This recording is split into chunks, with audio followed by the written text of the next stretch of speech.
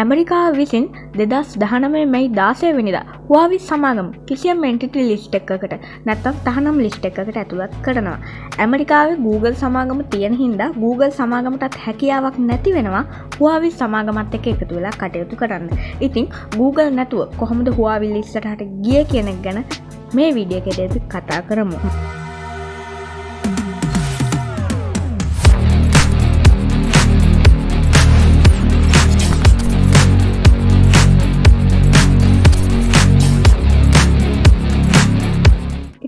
තව සාදරයෙන් පිළිගන්නවා Techno Guide Lk YouTube channel එකත් එක්ක. අලුත් කෙනෙක් නම් මම සහන් චතුරංග මතක ඇතුව අපිට subscribe කරලා bell icon එකත් all දාලා තියාගන්න. එහෙනම් අපි යමු අද වීඩියෝ එකට.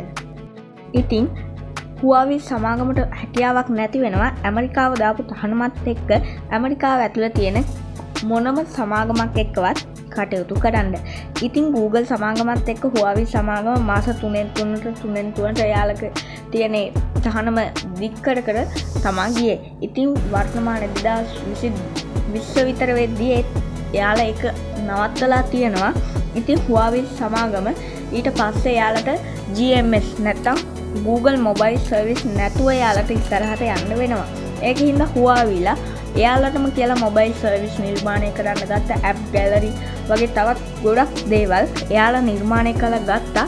ඉතින් මේකට ප්‍රධානම හේතුව උනේ ඇමරිකානු රජය Huawei සමාගම entity list එකකට ලක් කරපු එක.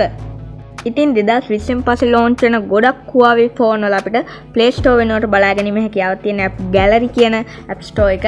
ඒ වගේම තමයි Gmail වෙනුවටත් app ID එකක් අපි හදා ගන්න ඕනේ. theme ඒ වගේම EMUI game center වගේ ගොඩක් apps අපිට Huawei වල බලා ගැනීම හැකියාවක් තියෙනවා Google Mobile Service නැතුව.